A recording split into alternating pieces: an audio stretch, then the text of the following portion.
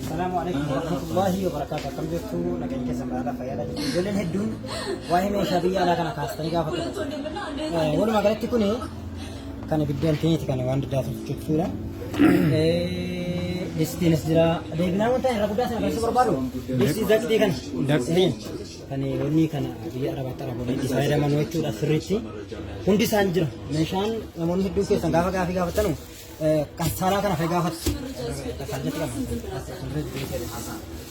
Kassaalaa kana fayyadaafatu. Kassaalaan kun jira gatiin isaa I think yoo xiqqaate birrii isa biyya sanaa achi bitan lamman isaa kana asitti bituu dandeessu. Amma gatiin isaanii kun 30,000 wayi. Guddaa isaa jechaadha. Agarsiisuu dandeessaa. Antanii miicaa kunuuti soofii gurguddaas miicuu danda'a walumaa galatti. Kiiloo 15 walumaa galatti. Waan guddaadha jechuudha. Birriin isaas immoo kunuuti. Kunuuti maallaqni isaatis 38,130. Gatiin isa kanaaf kunoo asumarra jira hin ilaaltu.